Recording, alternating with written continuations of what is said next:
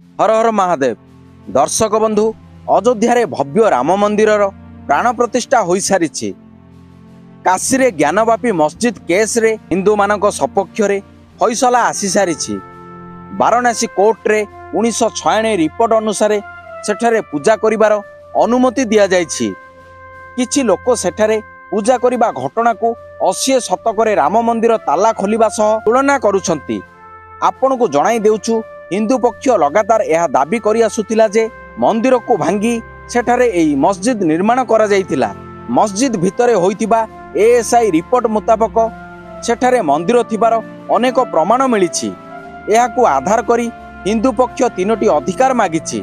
प्रथमतः पूरा ज्ञानवापी परिसर को काशी विश्वनाथ मंदिरर अंश बोली डिक्लेयर करि दिया जाऊ। द्वितीयतः ज्ञानवापी मस्जिद को हटाई सेठारे मंदिरर निर्माण करा जाऊ।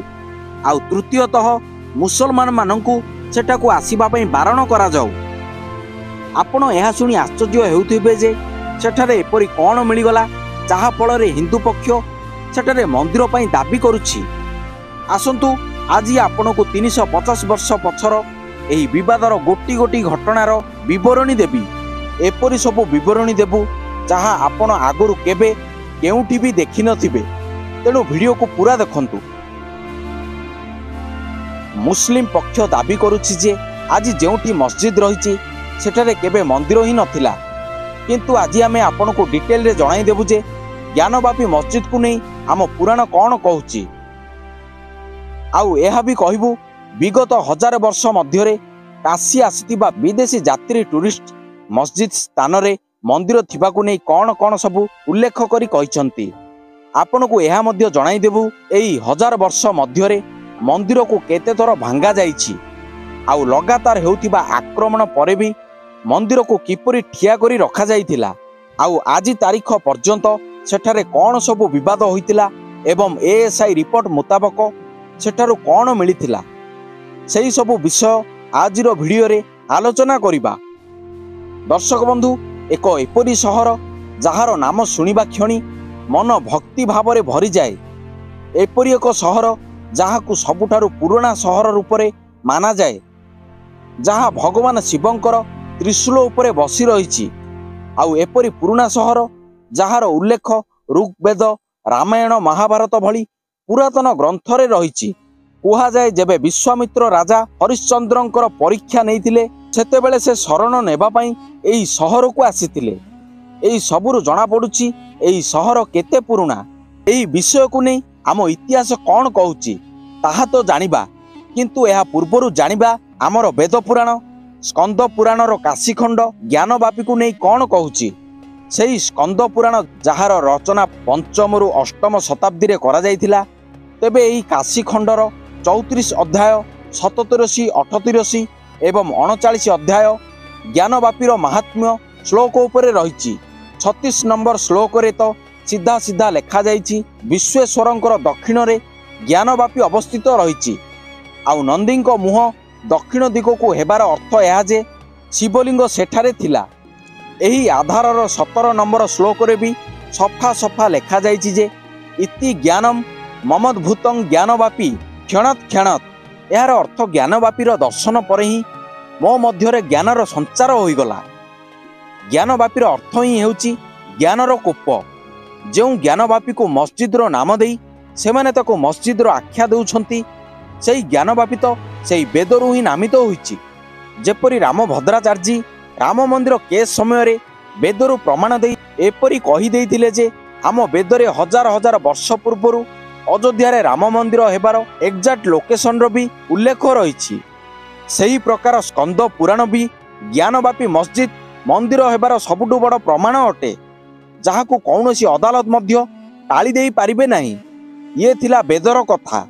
एबे सेही समयरु टिके आगको आसी जिबा, अर्थात आजिठु 390 वर्ष पूर्वरु सेही समयर कथा, जेतेबेले औरंगजेब काशी मंदिर को भांगी मस्जिदर निर्माण करि नथिला। सेतेबेले एक British traveller Peter Mundy Bharat आसीथिले।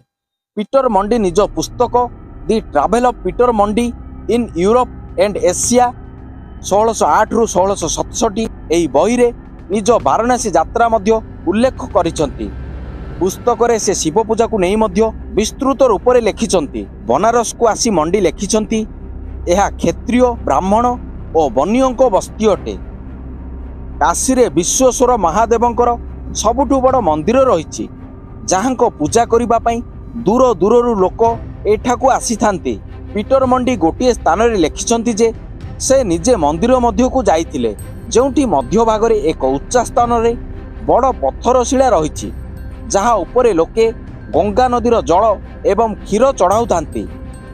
एही मूर्ति को सेठाकार लोक महादेव कहती। एबे एही पीटर मंडी ना तो हिंदू मानकर संपर्क थिले ना तो से निजे जने हिंदू थिले, से तो जने ब्रिटिश ट्राभेलर थिले।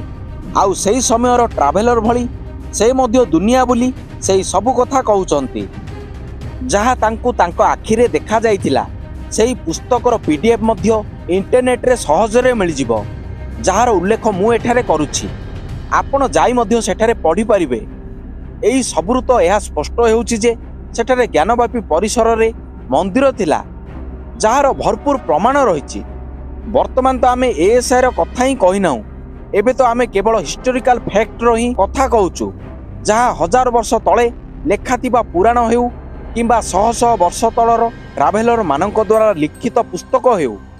यह तो थिला ज्ञानव्यापी परिसर रे मंदिर थिबार विषय वस्तु।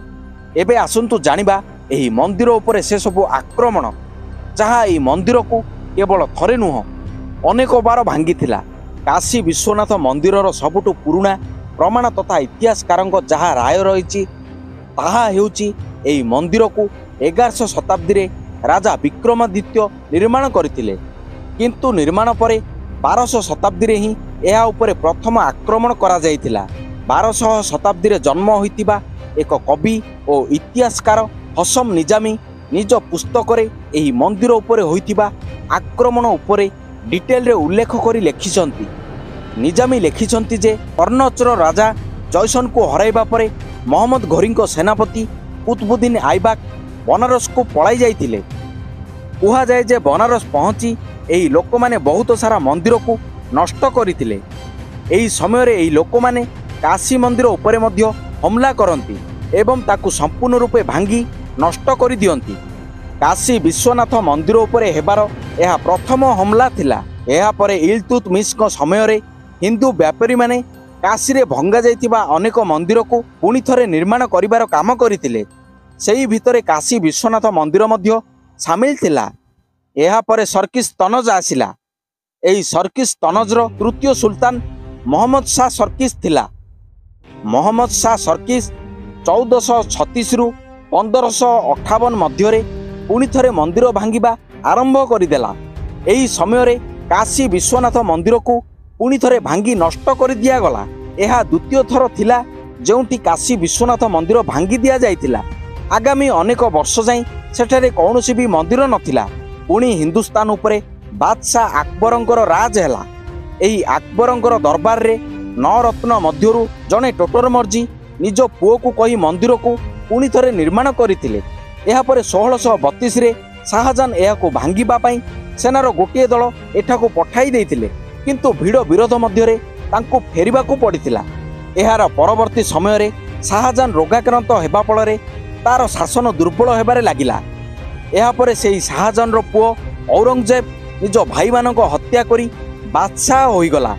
औरंगजेब एही समय पर्यंत होइतिबा मोगल शासक मानक मध्यरु समस्तଙ୍କ ठारू कट्टर एवं क्रूर थिला।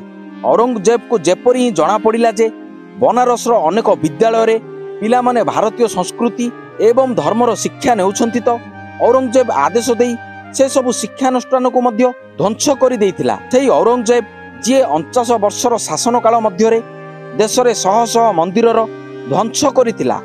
सेही औरंगजेब जे हिंदुंको उपरे जिजिया कर लागू करिथिला। सेही औरंगजेब जे अनेक हिंदुंको धर्म बलपूर्वक बदलाई देइथिला। एठारे रहुतिबा अनेक हिंदू जो मानको आज मुसलमान रूप में देखुचे से बलपूर्वक मुसलमान कर दिया जाइतिला। सेही कट्टर औरंगजेब देश रे अनेक हिंदू मंदिर भांगितिला। सेही भितरे बाबा विश्वनाथଙ୍କ मंदिर मध्य शामिल थिला। औरंगजेब विश्वनाथ मंदिर भांगिबार फरमान भी जारी करितिला। एही फरमान आज मध्य कोलकातार एशियाटिक लाइब्रेरी रे सुरक्षित रहिछि। ସେହି ସମୟରେ ଲେଖକ ସାକ୍ଷୀ ମସ୍ତ୍ରୀ ଖାଁଙ୍କ ଦ୍ୱାରା ଲେଖାଯାଇଥିବା ପୁସ୍ତକ ମସ୍ରି ଆଲମଗିରିରେ ବିଶ୍ୱନାଥ ମନ୍ଦିର ଭାଙ୍ଗିବାର ପୁରା ବିବରଣୀ ଦିଆଯାଇଛି। ଇତିହାସକାର ଏଲ୍ପି ଶର୍ମା ନିଜ ପୁସ୍ତକ ମଧ୍ୟକାଳୀନ ଭାରତରେ ଲେଖିଛନ୍ତି 1669ରେ ଔରଙ୍ଗଜେବ ଦ୍ୱାରା ସବୁ ସେନାପତିଙ୍କୁ ଆଦେଶ ଦିଆଯାଇଥିଲା ଯେ ସବୁ ବିଦ୍ୟାଳୟ ମନ୍ଦିରକୁ ଭାଙ୍ଗି ଦିଆଯାଉ, ଆଉ ଏଥିପାଇଁ ଏକ ସ୍ୱତନ୍ତ୍ର ବିଭାଗ ମଧ୍ୟ ନିର୍ମାଣ କରାଯାଇଥିଲା। କିନ୍ତୁ ଯେଉଁ ଭୋଳାନାଥ ଏହି ସୃଷ୍ଟିର ନିର୍ମାଣ କରିଛନ୍ତି ତାଙ୍କୁ କିଏ ବା ନଷ୍ଟ କରିପାରିବ? ଔରଙ୍ଗଜେବର କ୍ରୂରତା ଶାସନ 100 ବର୍ଷ ପରେ 1770ରୁ 1780ରେ ଇନ୍ଦୋରର ମହାରାଣୀ ଅହଲ୍ୟା ବାଇ ଜ୍ଞାନବାପୀ ମସଜିଦର ଆଖପାଖ ଅଞ୍ଚଳର ଜମିକୁ କିଣି ଲୋକାଲ ନବାବଙ୍କ ସହ କଥା ହୋଇ ସେଠାରେ ମନ୍ଦିର ନିର୍ମାଣ କରିଥିଲେ।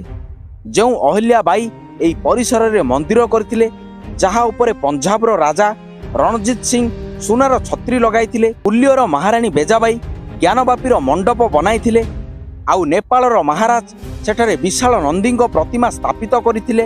ନନ୍ଦୀ ପ୍ରତିମାଙ୍କ ମୁହଁ ଓଲଟା ହେବାର କାରଣ ଏହା ଯେ ପ୍ରଥମେ ଯେଉଁଠି ମନ୍ଦିର ଥିଲା ସେଠାରେ ମସଜିଦର ନିର୍ମାଣ କରିଦିଆଯାଇଥିଲା। ଏହାର ପରବର୍ତ୍ତୀ ବର୍ଷମାନଙ୍କରେ ହିନ୍ଦୁମାନେ ଜ୍ଞାନବାପୀକୁ ନେଇ ନିଜ ସଂଘର୍ଷ ଜାରି ରଖିଥିଲେ। ଡିସେମ୍ବର 1810କୁ ବାନାରସରେ ଥିବା ଅଂଗ୍ରେଜ ଅଧିକାରୀ ୱାଟସନ୍ ଭାଇସ୍ ପ୍ରେସିଡେଣ୍ଟଙ୍କୁ ଚିଠି ଲେଖି ଜ୍ଞାନବାପୀ ପରିସର ହିନ୍ଦୁମାନଙ୍କୁ ସବୁଦିନ ପାଇଁ ଦେବାକୁ କହିଥିଲେ, କିନ୍ତୁ ଏହା ମଧ୍ୟ କେବେ ବି ସମ୍ଭବ ହୋଇପାରିନଥିଲା। ଏହି ପ୍ରକାର 18 ସେଞ୍ଚୁରୀରେ ଭାରତ ଆସିଥିବା ଜଣେ ଅଂଗ୍ରେଜ ଲେଖକ ନିଜ ପୁସ୍ତକ ବନାରସ ଇଲୁଷ୍ଟ୍ରେଟେଡରେ ଡିଟେଲରେ ଲେଖିଛନ୍ତି ଯେ ମନ୍ଦିରକୁ ଭାଙ୍ଗି ହିଁ ସେଠାରେ ମସଜିଦର ତିଆରି କରାଯାଇଥିଲା, ଆଉ ଏଠାରେ ପ୍ରଥମେ ମନ୍ଦିର ହିଁ ଥିଲା। ସେଠାରେ ଅନେକ ହିନ୍ଦୁ କଳାକୃତି ଥିବାର ମଧ୍ୟ ଉଲ୍ଲେଖ କରିଥିଲେ। ସେ ଆଜିଠୁ 200 ବର୍ଷ ପୂର୍ବେ ହିଁ କହିଥିଲେ ଯେ ମନ୍ଦିରକୁ କେବଳ ଥରେ ନୁହଁ ଅନେକ ବାର ଭାଙ୍ଗି ନଷ୍ଟ କରାଯାଇଛି, ଆଉ ଏସବୁ ସେ ଏମିତି ହିଁ କହିନଥିଲେ, ବରଂ ସେ ସାଇଣ୍ଟିଫିକ ସର୍ଭେ କରି ଉଲ୍ଲେଖ କରିଥିଲେ। ଦର୍ଶକ ବନ୍ଧୁ, ଦୁଃଖର ବିଷୟ ଏହା ଯେ ଆଜାଦିର ଅନେକ ବର୍ଷ ପରେ ମଧ୍ୟ ସରକାର ଏହାକୁ ନେଇ କିଛି ମଧ୍ୟ କରିପାରିନଥିଲେ। 1984ରେ ବିଶ୍ୱ ହିନ୍ଦୁ ପରିଷଦ ହିନ୍ଦୁମାନଙ୍କ ପାଇଁ ବିଶେଷ 3ଟି ମନ୍ଦିରର ଦାବି ରଖିଥିଲା। ତେବେ ପ୍ରଥମ ଥର ଜ୍ଞାନବାପୀ ମନ୍ଦିରର ମାମଲା ଉଠିଥିଲା। ସେତେବେଳେ ଅଯୋଧ୍ୟା, କାଶୀ, ମଥୁରା ଥିଲା, କିନ୍ତୁ ଆନ୍ଦୋଳନର ପୁରା ଜୋର ଅଯୋଧ୍ୟା ଉପରେ ପଡ଼ିଥିଲା। 1991ରେ ପ୍ରଥମେ ସ୍ୱୟମ୍ଭୁ ଜ୍ୟୋତିର୍ଲିଙ୍ଗ ବାରାଣାସୀ କୋର୍ଟରେ ପିଟିସନ ଲଗାଯାଇ ଜ୍ଞାନବାପୀ ପରିସରରେ ପୂଜାର ଅନୁମତି ମାଗାଯାଇଥିଲା। ସେତେବେଳେ ଅଯୋଧ୍ୟାକୁ ନେଇ ଯେପରି ବିବାଦ ଦେଖାଯାଉଥିଲା ସେ ସବୁକୁ ଦୃଷ୍ଟିରେ ରଖି ସେତେବେଳର କେନ୍ଦ୍ର କଂଗ୍ରେସ ସରକାର ଦି ପ୍ଲେସେସ୍ ଅଫ୍ ୱାର୍ସିପ୍ ଆକ୍ଟ କରି ଏପରି ନିୟମ ଆଣିଥିଲେ ଯେ 1947 ପରେ କୌଣସି ବି ଧାର୍ମିକ ସ୍ଥଳୀର ମେଟରରେ କୌଣସି ବଦଳାଇ ଯିବ ନାହିଁ।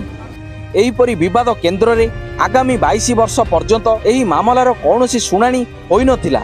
ଏପରି 2019ଠୁ ଅନେକ ବାର କେସ୍ କରାଯାଏ, ଆଉ ବାରମ୍ବାର ହାଇକୋର୍ଟ ଏହା ଉପରେ ରୋକ ଲଗାନ୍ତି। ଏହାପରେ ଅଗଷ୍ଟ 2021ରେ 5 ଜଣ ମହିଳା ଏଠାରେ ପୂଜା କରିବାର ଅନୁମତି ମାଗନ୍ତି, ଆଉ ଏପ୍ରିଲ 2022ରେ ହାଇକୋର୍ଟ ଜ୍ଞାନବାପୀ ମସଜିଦର ସର୍ଭେ କରିବା ଓ ଭିଡିଓଗ୍ରାଫି କରିବାର ଅନୁମତି ଦେଇଦିଅନ୍ତି। ଏହାପରେ ପୁଣି ମୁସଲିମ ପକ୍ଷ ଯାଚିକା ଦିଅନ୍ତି, କିନ୍ତୁ ଏଥର ସେମାନଙ୍କ ଯାଚିକା ଖାରଜ କରିଦିଆଗଲା।